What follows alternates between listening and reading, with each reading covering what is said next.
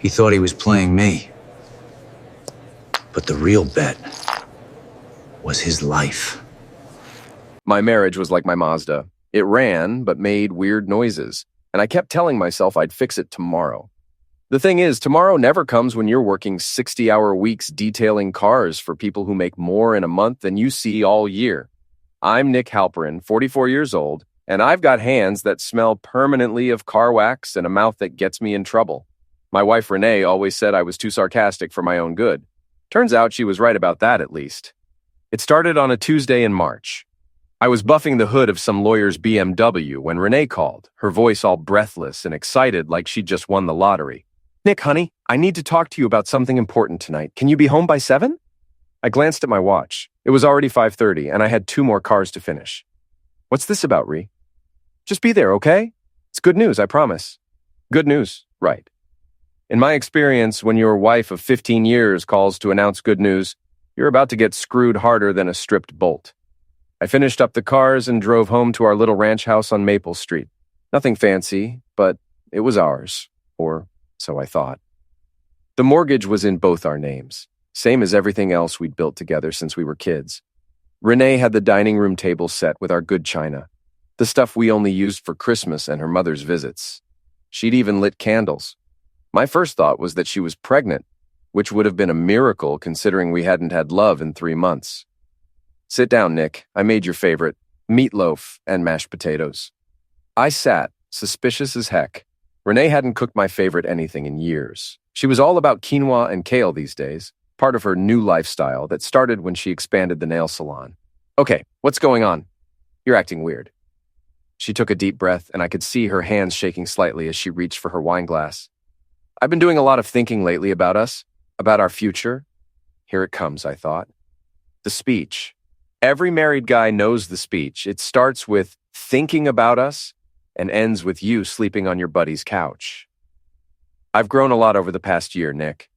The salon's success has opened my eyes to new possibilities, new people.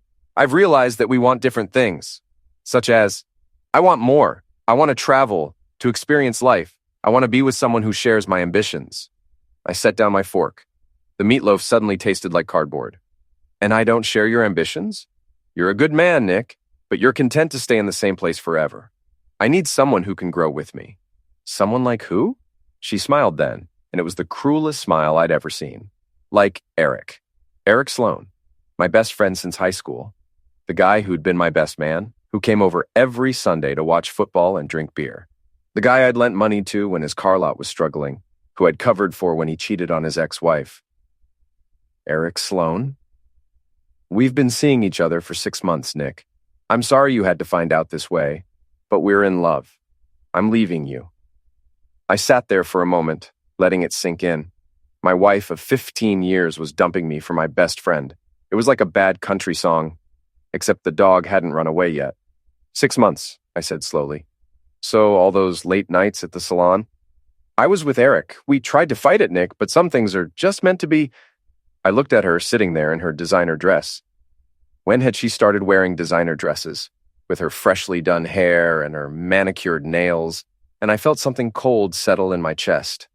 Not heartbreak. Not yet. Just a kind of calculating anger. "Well," I said, standing up, "I guess that explains the new underwear I've been finding in the laundry. Victoria's Secret's a little upscale for someone who's just running a nail salon." Her face flushed. "Don't be crude, Nick." "Crude? Honey, I haven't even started being crude yet." I walked to the kitchen and grabbed a beer from the fridge. When I came back, she was dabbing at her eyes with a napkin, but I could tell the tears were fake.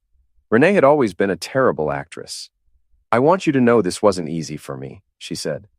"Oh, I'm sure it was real hard, sneaking around behind my back for half a year. Must have been exhausting, keeping track of all those lies." "You don't have to be mean about it." I laughed, and it came out harsher than I intended. "Mean? Sweetheart, you just told me you've been screwing my best friend since last September, and you think I'm being mean for commenting on your lingerie budget?" She stood up, suddenly angry. "This is exactly why I'm leaving you, Nick. You're bitter and sarcastic, and you never want to better yourself." "And Eric does?" "Eric has vision. He's expanding his business, making connections. He's going places." Yeah, he's going places all right. Straight to heck, along with you. She grabbed her purse from the counter. I'm staying at my sister's tonight. We can talk about the details tomorrow. What details? The house, the salon, the divorce. Eric's lawyer says it should be pretty straightforward. Eric's lawyer? Of course he already had a lawyer lined up. This had been planned down to the last detail, and I was the only one who didn't get a copy of the script. After she left, I sat in my kitchen drinking beer and thinking, 15 years of marriage gone. My best friend gone. Half of everything I owned probably gone too. I should have been devastated. I should have been crying into my beer and calling my mother. Instead, I was thinking about that tattoo on Renee's lower back, the one that said Nick Forever in fancy script. She'd gotten it for our 10th anniversary, said it was her way of showing the world that she was mine forever. I wondered if Eric had seen it yet. I wondered if he knew that every time he was with my wife, my name was right there staring back at him. I smiled for the first time all evening. Maybe I was bitter and sarcastic. Maybe I was content to stay in the same place forever, but I was also smarter than either of them gave me credit for, and I was about to prove it. The next morning, I called in sick to work for the first time in 3 years and drove straight to Murphy's bar. It was 10 a.m., which made me either an alcoholic or a man in crisis. I was hoping for the latter. Lana Torres was behind the bar, polishing glasses and looking like she'd rather be anywhere else. Lana was 30, tough as nails, and knew more dirt about this town than the police scanner. She'd also been tending bar at Murphy's since she was 21, which meant she'd heard every sob story in the book. "Little early for you, isn't it, Nick?" she said, not looking up from her glass. "My wife left me for my best friend. I figured that earned me a morning beer." Now she looked up. "Renee and Eric? Seriously? You don't sound surprised." "Honey, I've been watching Eric buy drinks for your wife every Tuesday for the past 6 months. I figured you knew." "Every Tuesday?" "Like clockwork. They'd sit in that corner booth, all cozy and secretive. I thought maybe you were having problems and working it out." I ordered a beer and tried to process this. Every Tuesday, Renee told me she was having dinner with her sister. Every Tuesday, she was actually here with Eric, planning my destruction over buffalo wings and domestic beer. Did they ever say anything you could hear? Lana shrugged. Bits and pieces. Something about a lawyer, about timing. Eric kept talking about his big expansion plans and how he needed a partner with business sense. Business sense? Your wife's salon is pulling in serious money, Nick. Word is she's looking to open 2 more locations. This was news to me. Renee had mentioned the salon was doing well, but she'd never said anything about expansion or serious money. Then again, apparently there were a lot of things Renee hadn't mentioned. What else do you know? You sure you want to hear this? Hit me. Eric's been bragging about some big real estate deal. Says he's got backing from some rich doctor who wants to invest in car lots. Apparently the doc's got more money than sense and a thing for pretty entrepreneurs. A rich doctor. I filed that away for later. I was on my 3rd beer when my phone rang. Eric's name flashed on the screen, and for a second, I considered letting it go to voicemail. Then I thought better of it. "Nick, buddy, we need to talk." His voice sounded strained, guilty. "Good. I bet we do. Look, I know what you must be thinking. Do you? Because I'm thinking my best friend is a backstabbing piece of crap who's been screwing my wife behind my back for 6 months. Am I close?" There was a long pause. "It wasn't supposed to happen this way." "How is it supposed to happen, Eric? You were going to ask my permission first? Can we meet somewhere? I want to explain." "Explain what? How you decided my wife was community property?" "God damn it, Nick, it's not like that. We fell in love." "You fell in love? How romantic. Where'd it happen? In my bed?" "Jesus, you're being an a-hole about this." I almost laughed. "I'm the one being called a jerk? You're sleeping with my wife and I'm the jerk." "She was unhappy, Nick. She needed someone who understood her. And you understood her right out of her comfort zone, huh? Look, I'm sorry it had to be this way, but Renee and I are good together. We have the same goals, the same vision for the future." "What future is that?" "We're going into business together, the salon expansion, my car lot, maybe some real estate. We're going to build something." "With whose money?" Another pause. "We've got investors." "The rich doctor Lana mentioned?" "How do you—" "Never mind. Yes, Dr. Caro is backing us. He believes in our vision." Dr. Caro. I made a mental note to look him up. "So, let me get this straight. You steal my wife, break up my marriage, and now you want to go into business with her using some other guy's money?" "It's not stealing if she wants to go, Nick." Right. Well, here's the thing, Eric. I hope you and Renee are very happy together. I really do. You do? Absolutely. In fact, I want to help you celebrate. What do you mean? I mean, I want to throw you an engagement party. Tonight, my treat. Eric sounded suspicious.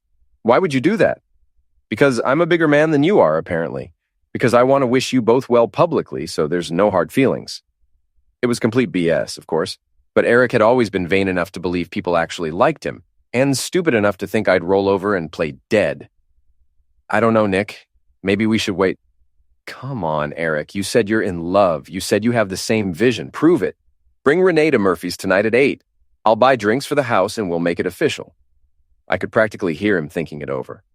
Eric had always loved being the center of attention, and the idea of a public celebration where he got to play the conquering hero was too tempting to resist. All right, he said finally. We'll be there. After I hung up, Lana raised an eyebrow. What are you planning? Nothing illegal. That's not what I asked. I finished my beer and left a 20 on the bar. Just a little public education. Some people need to learn that actions have consequences. Nick, don't worry, Lana. Nobody's going to get hurt. Well, not physically, anyway.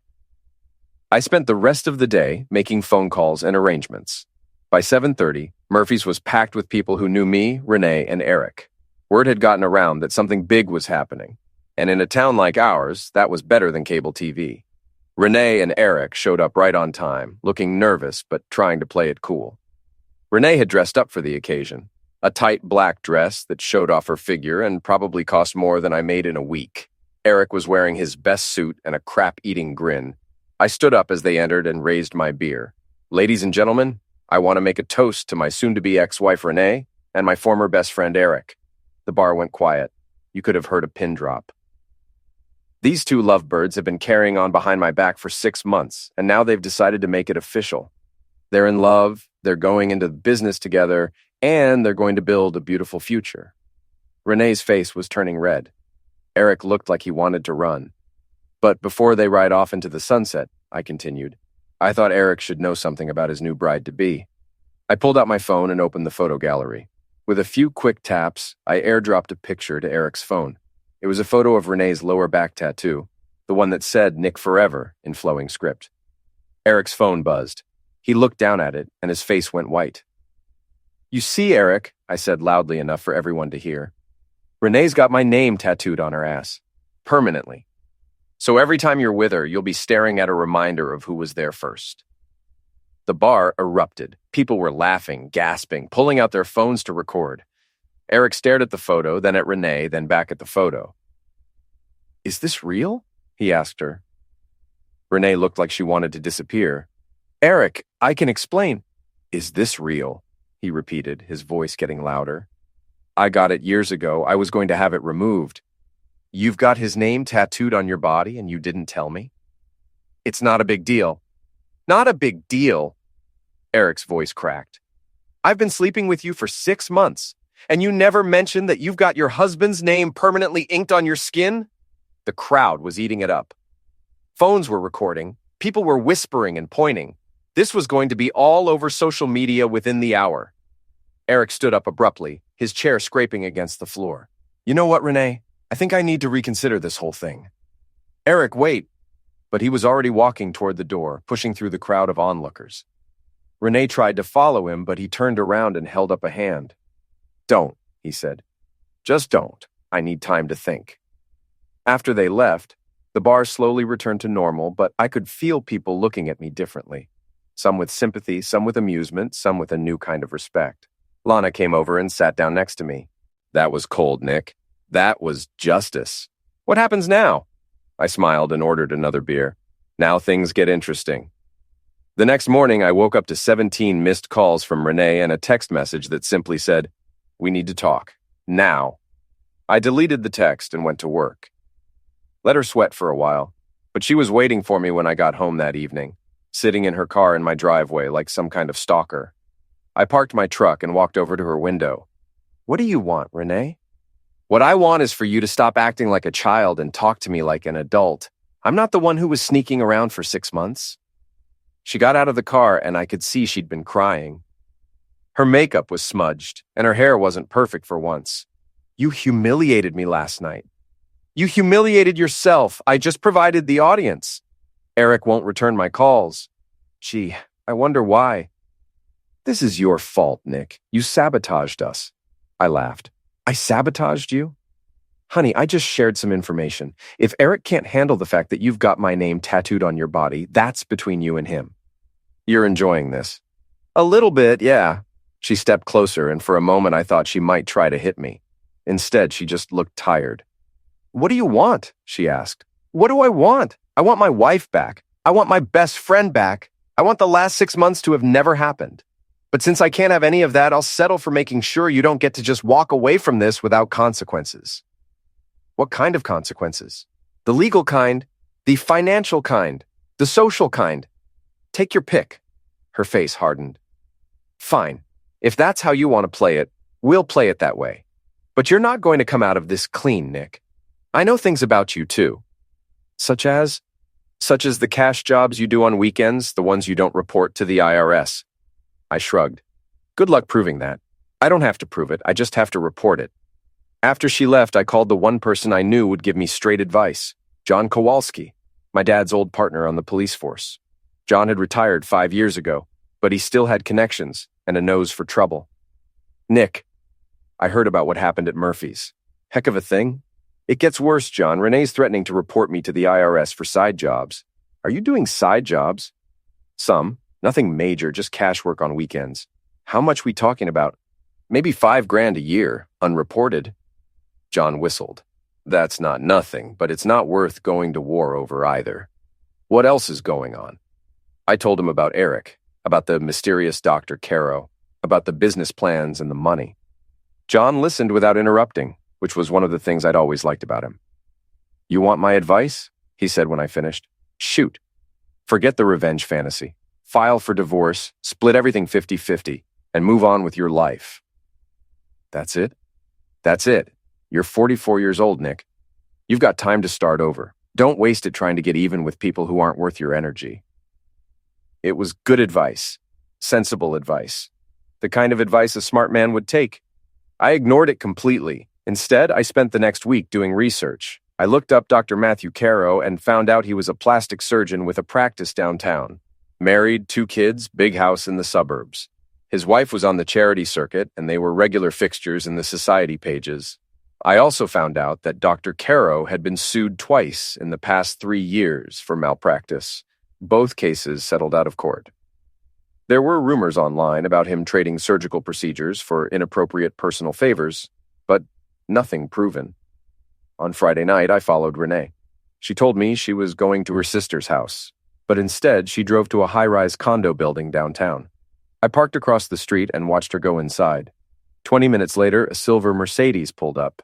The man who got out was tall, well-dressed, and looked like he spent more on his haircut than I made in a day. Dr. Matthew Caro, I presumed. I sat in my truck for 2 hours, watching the building. When Caro finally came out, he was adjusting his tie and checking his phone.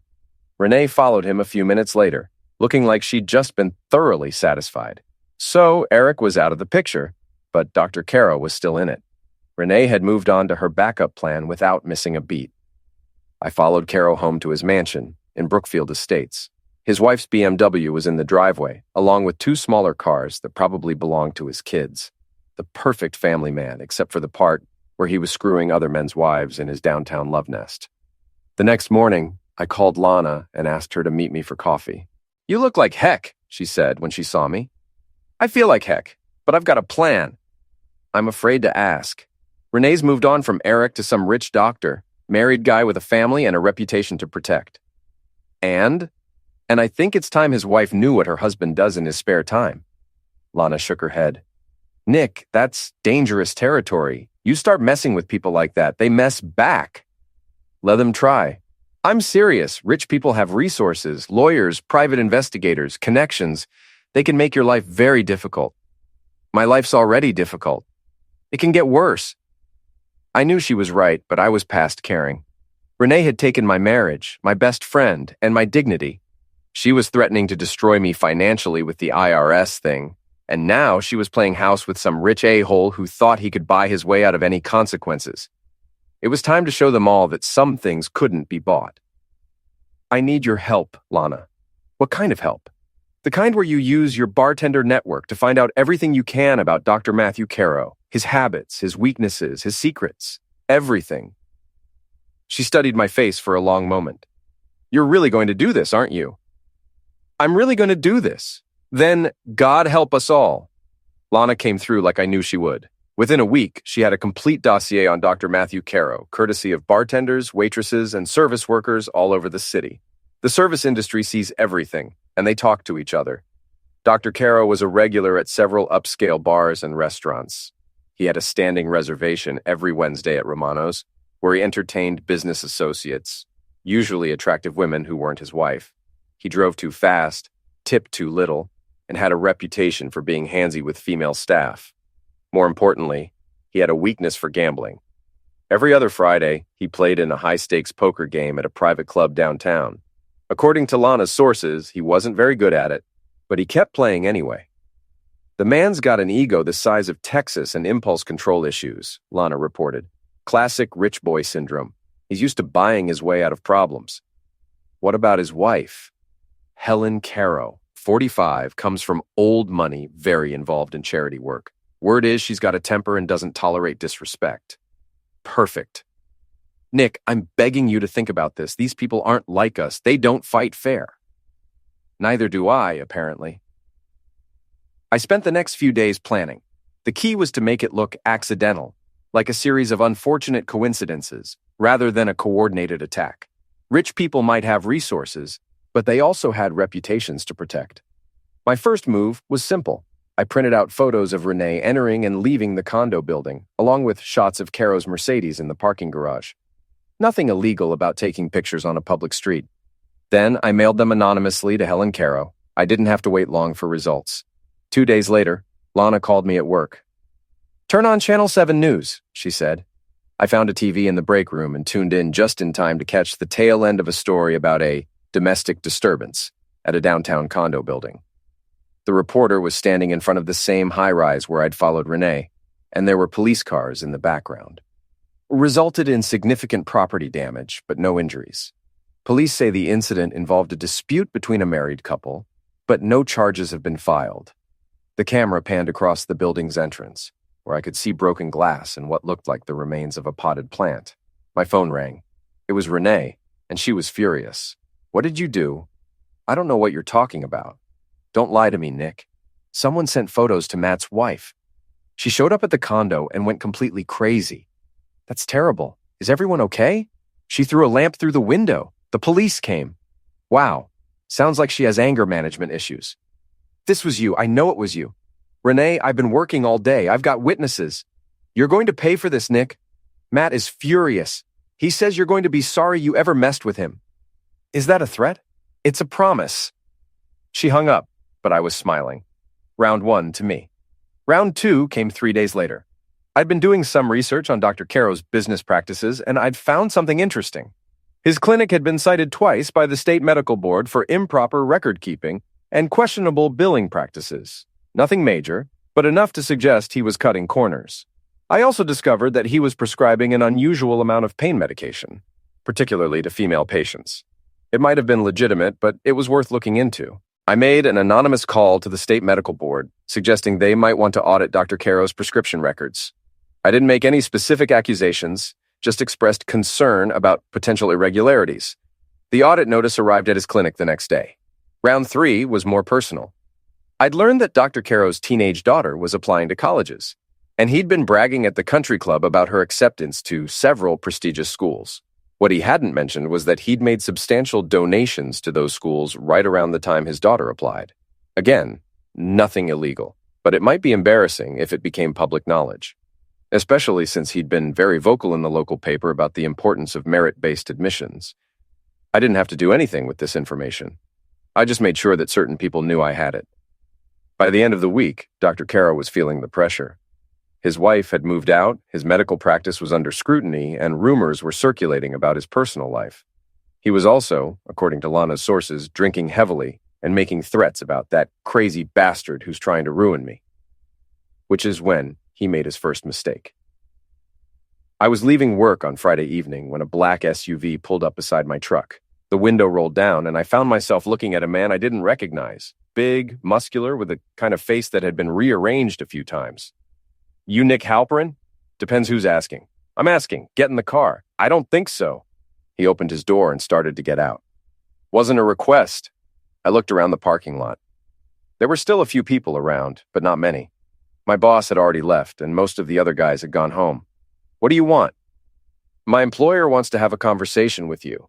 Your employer can call me and make an appointment. He tried that. You didn't answer. That was true. I'd been ignoring calls from unknown numbers all week. The man took a step closer. Look, we can do this easy or we can do it hard, but we're going to do it. I considered my options. I could try to run, but he was younger and probably faster. I could try to fight, but he outweighed me by 50 pounds and looked like he knew how to use it. Or I could get in the car and see what Dr. Caro wanted. 5 minutes, I said. Smart choice. The SUV was luxury all the way. Leather seats, tinted windows, the works. Dr. Caro was sitting in the back, looking like he'd aged 10 years in the past week. His usually perfect hair was disheveled, and his expensive suit was wrinkled. Mr. Halperin, thank you for agreeing to meet with me. I didn't agree to anything. Your boy there made it pretty clear I didn't have a choice. I apologize for Marcus's directness, but you've been avoiding my calls. I've been busy. Yes, I'm sure you have. Busy destroying my life. I don't know what you're talking about. He laughed, but there was no humor in it. Please, we both know you're the one who sent those photos to my wife. You're the one who called the medical board. You're the one spreading rumors about my family. Prove it. I don't have to prove it. I know it, you know it, and that's enough.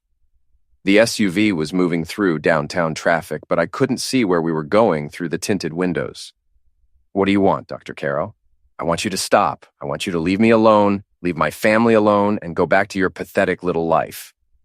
And if I don't, then things will get very unpleasant for you. I have resources, Mr. Halperin. I have connections. I can make your life very difficult. You can try. I can do more than try. I can have you audited by the IRS.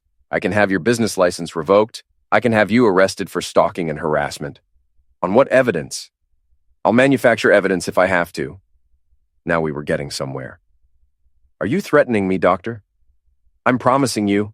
Back off or I'll destroy you. The SUV pulled over to the curb and Marcus turned around. End of the line. I got out and found myself standing on a street corner about 10 blocks from where they'd picked me up. The SUV pulled away, leaving me to walk back to my truck. But I was smiling because Dr. Caro had just made his second mistake. He'd threatened me in front of a witness.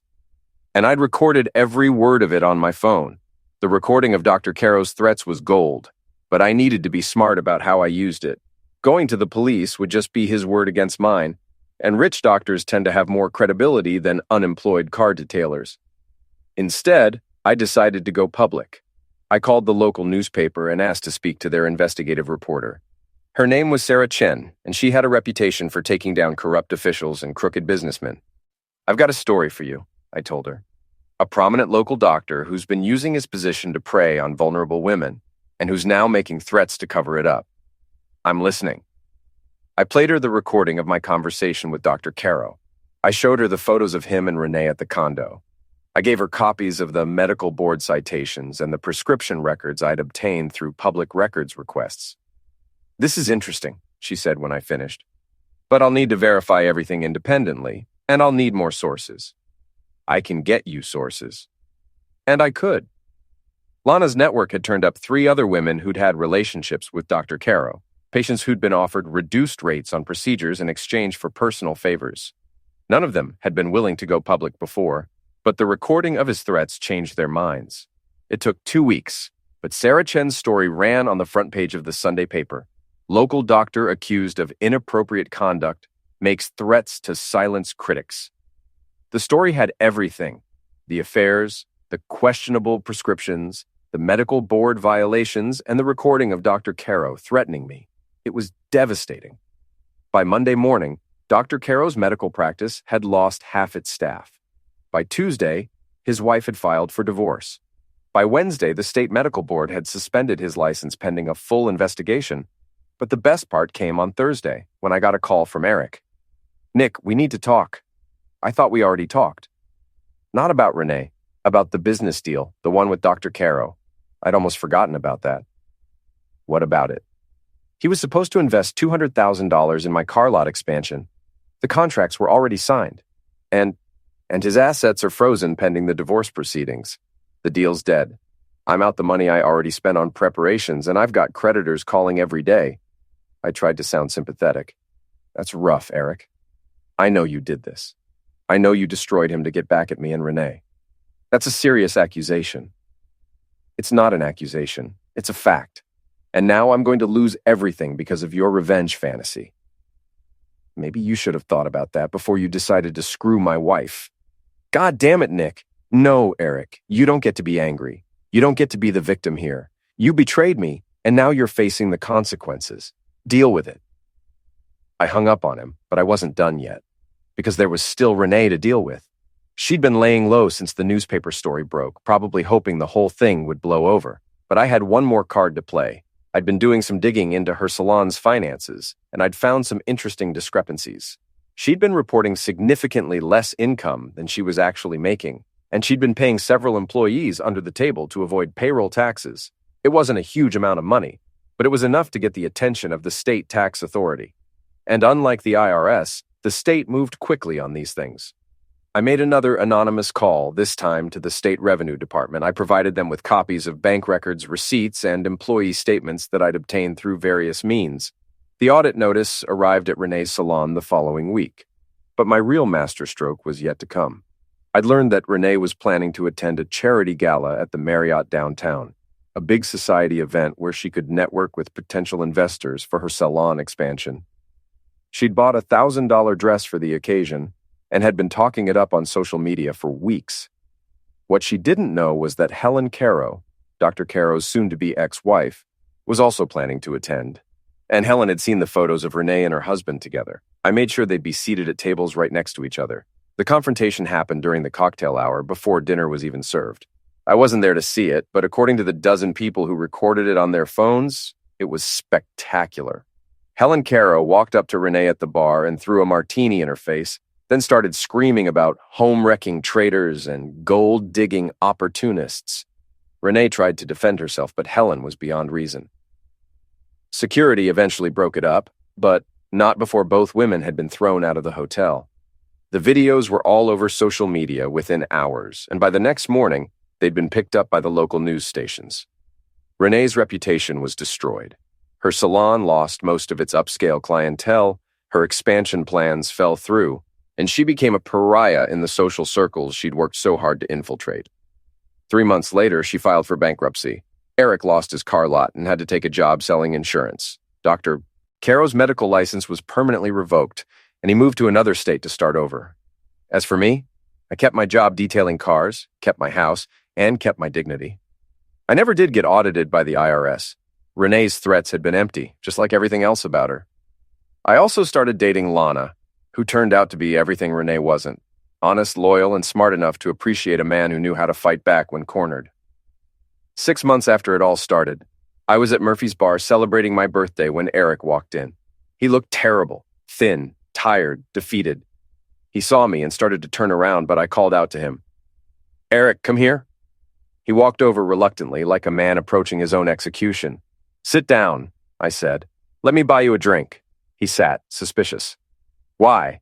"Because I want to tell you something." I ordered him a beer and waited until Lana brought it over. "You know what the funny thing is?" I said. "If you'd just been honest with me from the beginning, if you'd come to me and said you had feelings for Renee, we might have worked something out. Maybe we could have stayed friends. You would have let me have her." "Heck no. But I would have respected you for being straight with me. Instead, you snuck around behind my back for 6 months, making me look like a fool." "I'm sorry, Nick. I really am." "I know you are. But sorry doesn't fix anything. Sorry doesn't give me back the 15 years I wasted on a woman who didn't love me. Sorry doesn't give me back the friend I thought I had." I finished my beer and stood up. "But here's the thing, Eric. I'm not sorry. Not anymore. Because you and Renee taught me something important. You taught me that I'm stronger than I thought I was. You taught me that I don't have to be a victim. You taught me that sometimes when someone pushes you, you push back harder." I put a 20 on the bar and headed for the door. "Nick," Eric called after me. "Are we ever going to be okay?" I turned around and looked at him one last time. This man who'd been my best friend for 25 years, who'd stood up at my wedding, who'd helped me move into my first house. No, Eric, we're never going to be okay, but we're done now. You can't hurt me anymore, and I don't need to hurt you. We're even. I walked out into the night air where Lana was waiting by my truck. How do you feel? She asked. Like I can finally breathe again. And for the first time in months, that was the absolute truth. When the underdog finally bites back, it leaves marks that never heal. But sometimes that's exactly what needs to happen.